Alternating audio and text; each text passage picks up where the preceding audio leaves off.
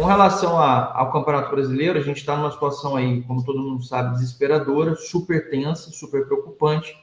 E eu acho que o exemplo do que aconteceu, por exemplo, no Cruzeiro, de você chegar e dar força para o técnico, dar apoio para ele, ao invés de sempre entrar em celeumas, é a mais pura noção das coisas. O Leonardo Jardim começou a patinar, tropeçar, estava tendo que se virar com jogadores que ele não queria. Aos poucos ele foi implementando a metodologia dele, foi trabalhando, fazendo o que ele queria, e hoje o Cruzeiro é somente o líder do campeonato, inclusive à frente de Palmeiras, de Flamengo, de Botafogo, que a priori eram os bichos papões do campeonato.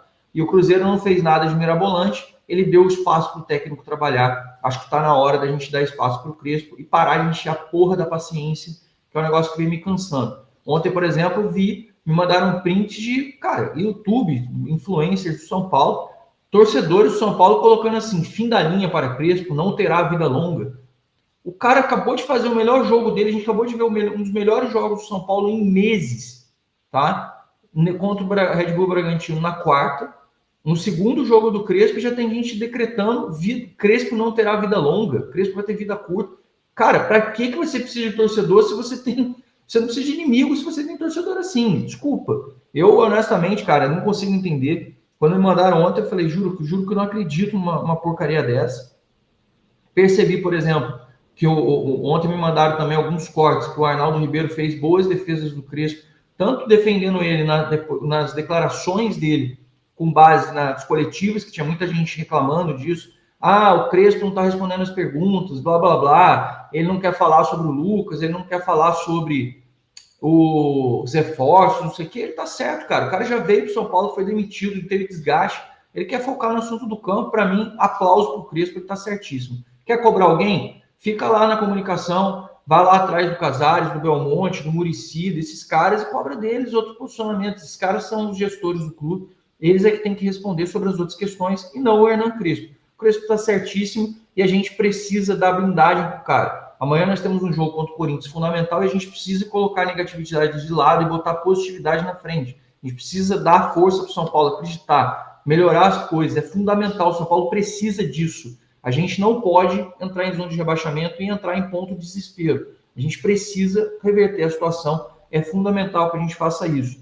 Aí você vê porque outras pessoas já fazem diferente. O PVC ontem, quando estava falando, mostraram lá. O PVC falando, fez um esforço hercúleo, deu a volta no universo para dizer, ainda não é possível dizer que o Crespo conseguiu melhorar o São Paulo. Cara, o que eu falo para vocês, não adianta perder tempo. Ah, foi só um jogo contra o Flamengo. Contra o Flamengo já tinha dito, a gente já tinha melhorado muitas coisas, saída de bola, troca de passes, melhoria. O volume de jogo não estava bom.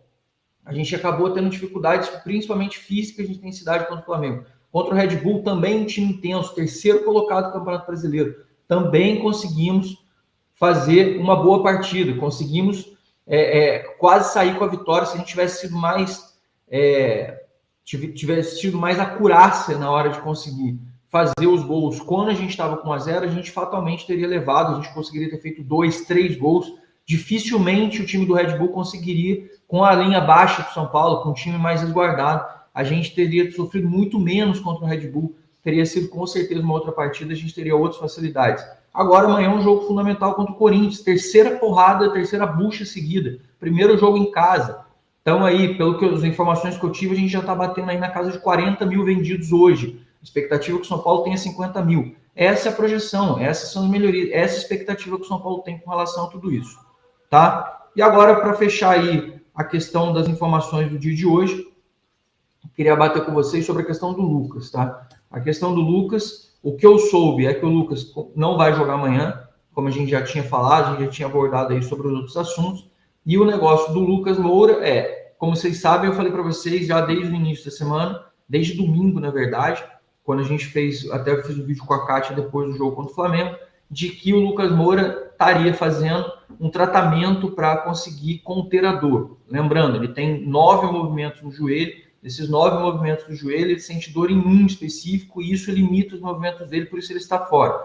O que eu sei é que o Lucas fez um procedimento para poder conter essa dor e ele está fazendo todos os trabalhos pertinentes para conseguir fazer esse processo de recuperação. Mas esse procedimento, para ele conseguir conter a dor, tira ele desse jogo contra o Corinthians e não garante que ele esteja nos próximos jogos para jogar os jogos da semana que vem, tá? Então, essa é a informação que, com certeza, o pessoal está perguntando, mas ninguém dá informação nenhuma. O que eu soube foi isso, que ele fez um procedimento para conter a dor, não tem nada a ver com lesão, é somente para conter a dor. E, com base nisso, o Lucas segue o tratamento dele e não estará amanhã. O Lucas que veio decidir nos últimos jogos que a gente jogou contra o Corinthians. Espero que amanhã surjam novos protagonistas e que a gente consiga ter novos heróis, vamos chamar assim, para que a gente consiga botar o trilho de volta, colocar o carro de novo nos trilhos, porque a gente precisa muito de pontuar. A gente corre seríssimo risco de entrar na zona do rebaixamento se a gente não pontuar. Se a gente perder, se a gente empatar também, fica numa situação complicada, porque é mais um jogo em casa,